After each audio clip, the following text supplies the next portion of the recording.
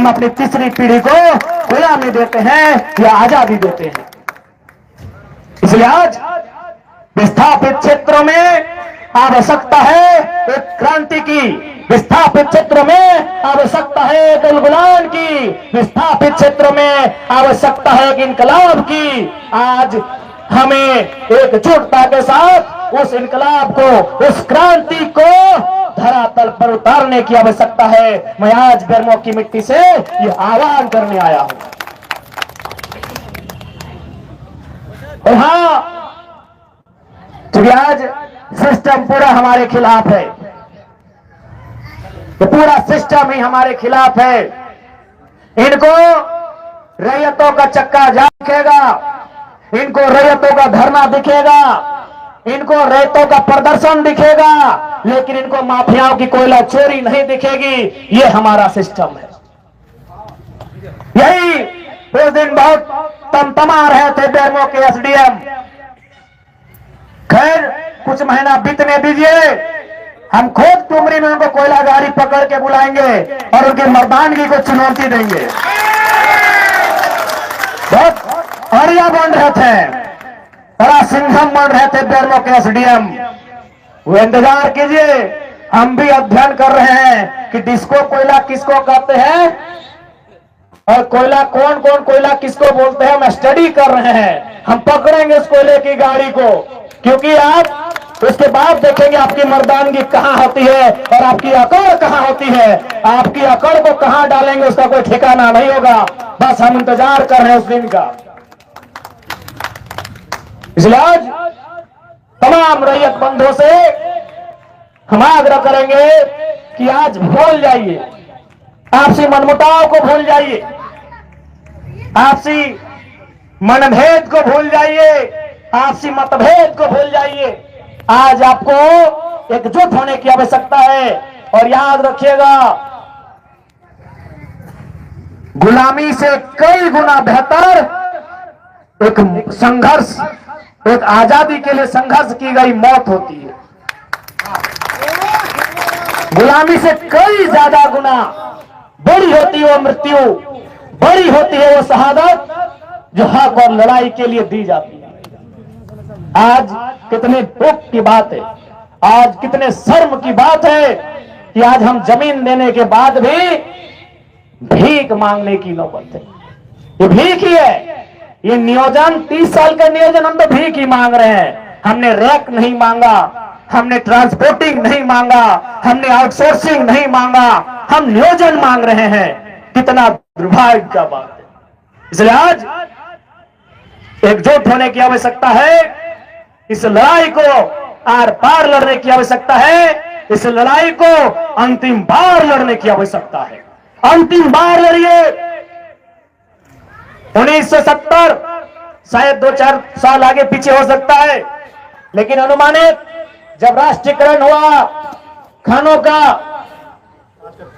72-73, उसी दौर से हम लोग लगातार अपनी लड़ाई को लड़ रहे हैं। एक राउंड फिगर में हमने 70 कहा है। उसी दौर से आज 2024 आ चुका है, लगभग 50 साल का समय। अगर हम एक उम्र के हिसाब से आकलन करें तो शायद 2 पीढ़ियां, क्योंकि एक पीढ़ी 25 साल की होती है गार्जियनशिप की। एक कोई भी व्यक्ति जब गार्जियनशिप करता है तो शायद 40 साल की उम्र में करता है, वो 60-65 साल तक परिवार का गार्जियन बन के रहता है। 2 पीढ़ियां हमारी गुजर गई, 2 पीढ़ियां हमारी गुजर गई। इसलिए अब अगली पीढ़ी को लड़ने की नौबत न आए, वो इंतजाम करने की आवश्यकता है। मौत एक दिन सबको आएगी, जनरल मैनेजर को भी आएगी, एसडीएम को भी आएगी, एसडीपीओ को भी आएगी, लेकिन हमारी मौत तो कुत्तों से भी बदतर आ रही है। अपने अंदर के स्वाभिमान को ललकारना होगा। आज क्या हाल हमारा है, हम पशु से भी ज्यादा बदतर हो चुके हैं। आज रैयत अपनी जमीन देने के बाद कुत्तों बिल्लियों से भी बुरा व्यवहार हमारे साथ होता। एक माफिया अगर टेलीफोनिक बात कर ले जीएम से, वो बाप बाप करता है। आज हम कोर्ट कचहरी कानून पेपर कागज सब जगह से देख लिए, लेकिन आज भी कहते हैं आप लीगल नहीं है, ऐसे नहीं है, ये नहीं है, यहाँ कमी है। इसलिए आज हमारा जीवन कुत्तों और बिल्लियों के जीवन से भी मामूली हो गया है। आज रैयतों का जीवन एक पशु के जीवन से भी मामूली हो गया है। मौत तो एक दिन आएगी, मौत की आगोश में सबको चले जाना है, लेकिन आज यही कहेंगे इस बार मौत अभिमान से हो, इस बार मौत अभिमान से हो, इस बार मौत आने वाली पीढ़ी के अधिकार की सुरक्षा के लिए हो। इसलिए आज बेरमो के साथ साथ झारखंड के तमाम विस्थापितों को मैं यही कहूंगा कि आज आवश्यकता है आपके एकजुट होने की, आज आवश्यकता है आपको एक साथ चलने की। अरे लड़ाई पहले जीत तो लो, फिर अलग अलग दिशा तय कर लेना। लड़ाई जीतने से पहले हम अलग अलग दिशा तय करने लगते हैं। इसलिए आज हमारी ये दुर्गति है, उसका परिणाम हमारे सामने है। आज उसी का परिणाम हमारे सामने है। इसलिए हम किस राजनीतिक दल से है नहीं है, कोई मैटर नहीं है।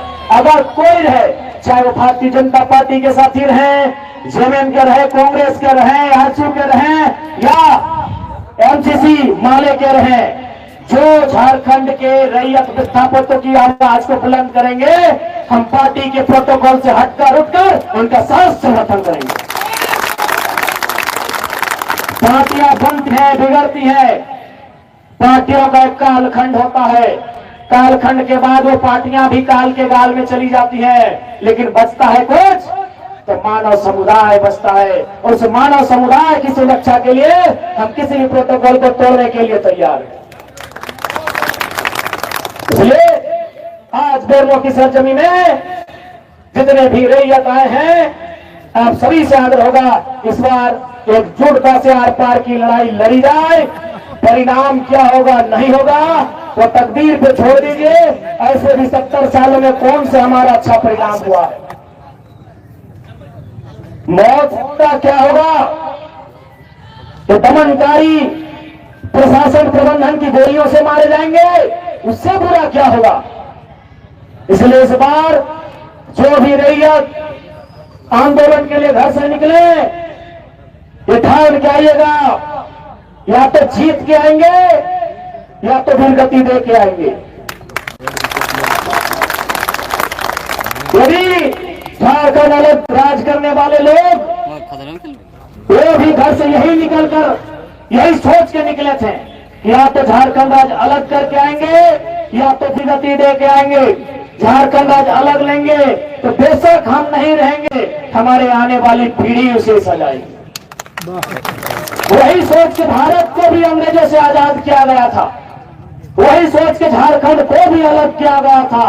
तो आज वही सोच के विस्थापन की लड़ाई भी लड़ी जानी चाहिए कि आने वाली पीढ़ी सजाएगी। हमको जो करना है वो हम तो करके जाएंगे, आने वाले नया मौसम बनाएंगे, हमें यह तय करना हो।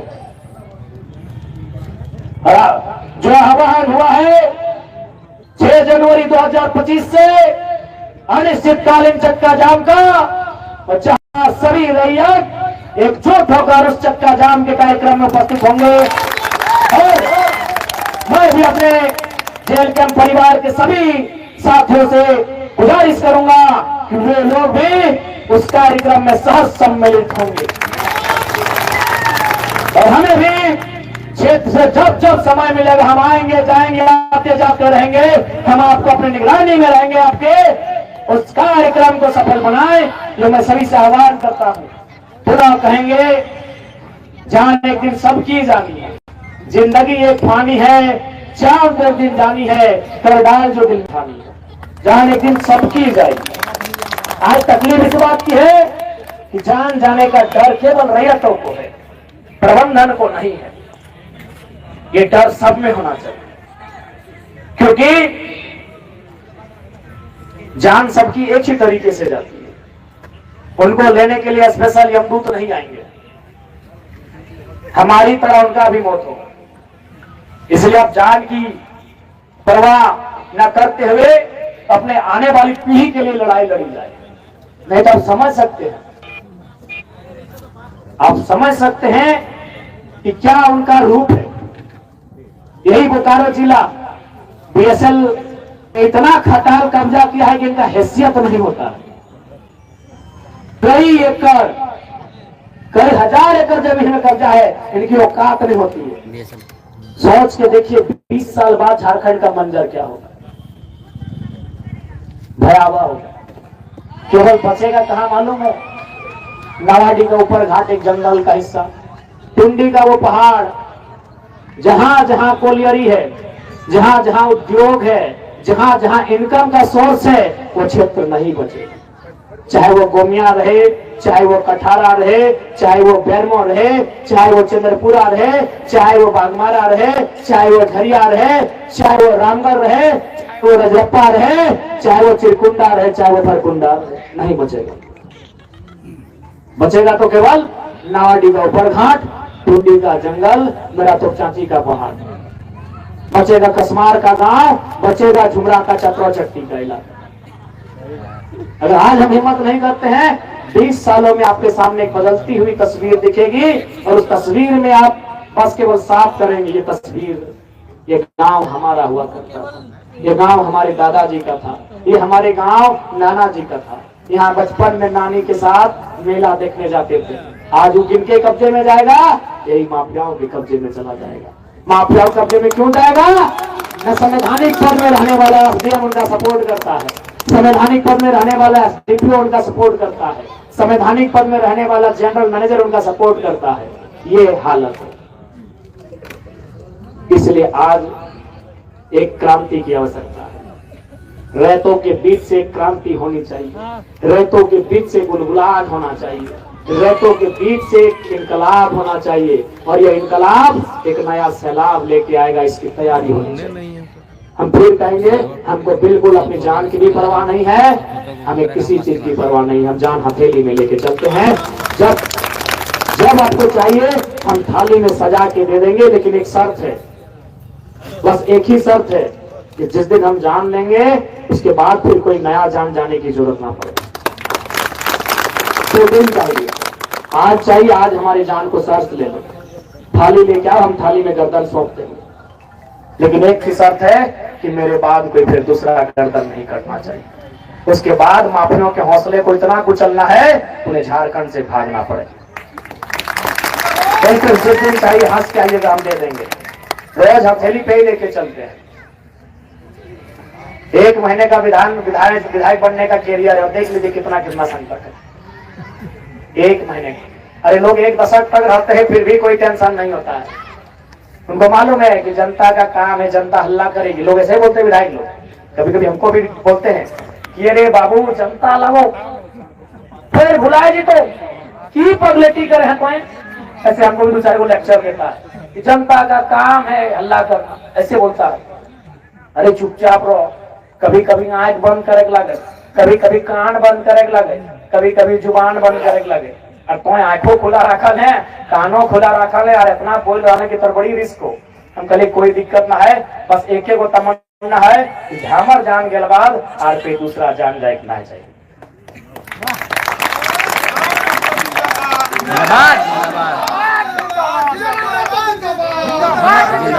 तो आज 6 तारीख के इस कार्यक्रम को सफल बनाए, उसके लिए अभी हमारे पास जो पर्याप्त समय है तैयारी किया जाए।